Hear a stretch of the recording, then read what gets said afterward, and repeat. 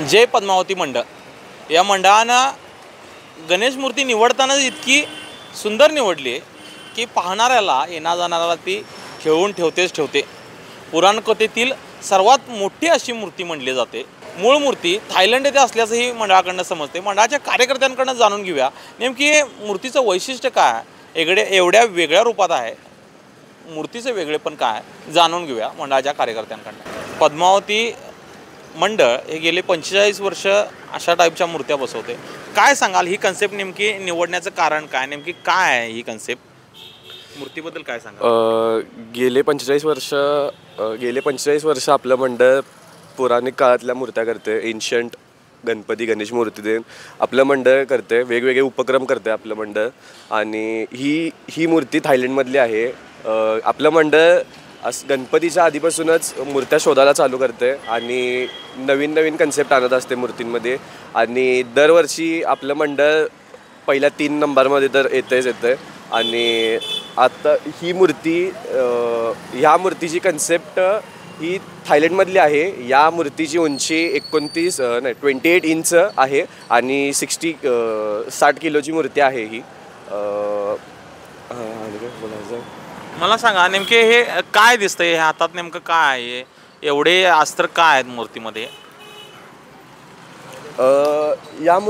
ही मूर्ती एक अशी रागीट त्या ह्याच्यातली आहे आणि ते वेगवेगळे शस्त्र आहेत।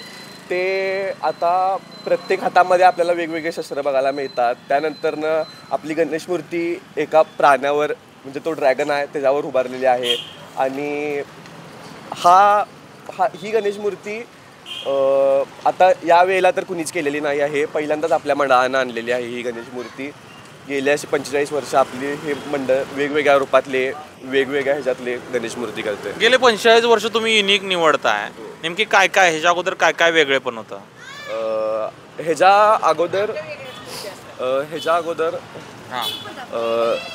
अगोदर आपलं म्हणजे दरच वर्षी आपलं मंडळ भरपूर इंडोनेशिया, थायलंड असे भरपूर ठिकाणावरचे गणेश मूर्ती आणते आणि आपण इथं साकार करतो त्या गणेश मूर्ती। आणि आपला एकदा एक गणेश मूर्ती आपली यमांतकात रूपातली होती, वज्रभैरव रूपातली। त्या मूर्तीला 16 पाय, 35 हात आणि 5 तोंड होते। आणि आत्तापर्यंतची तर ती सगळ्यात चांगली मूर्ती होती ती वज्रभैरव रूपातली। काय सांगाल तुम्ही या मूर्तीचं वेगळेपण? अशी दिसायला वेगळीच मूर्ती आहे, नेमकी काय? दरवर्षी तिची माहिती तिथं लिहिली आहे बघा, माहिती तिथं दरवर्षी काय असते म्हणलं आम्ही फक्त मूर्ती इथे स्थापना चांगली करतो, मग मंडळाची मूर्ती चांगली असते, बाहेरच्या ह्याच्यातली करतात, पहिल्यापास करतात, खूप वर्ष झाली आता। म्हणजे गणेश स्थापना करताना मूर्तीवर फक्त लक्ष असते, ती युनिक असली पाहिजे। हो, आधी तर असा एवढाच गणपती आम्ही बसवतो, आम्ही पण त्यावेळेला हेच होतं, वय पण कमी होतं आणि खूप पोरं छोटी होती। आणि संजीव पायमल म्हणून होते, त्यानं स्थापना केली होती, ते गेले आता, त्यांना सवय आहे म्हणजे अशी मूर्ती वेगवेगळी करायची।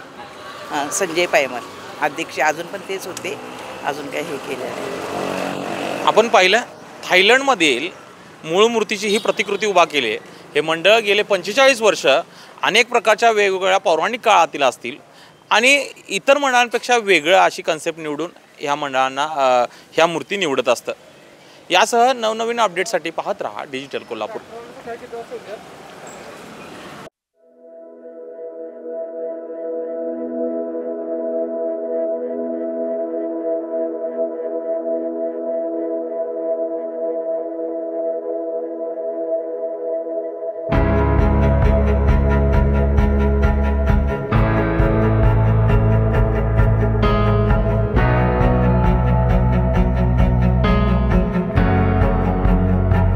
अशाच नवनवीन अपडेट्ससाठी डिजिटल कोल्हापूर चॅनेलला सबस्क्राईब करायला विसरू नका।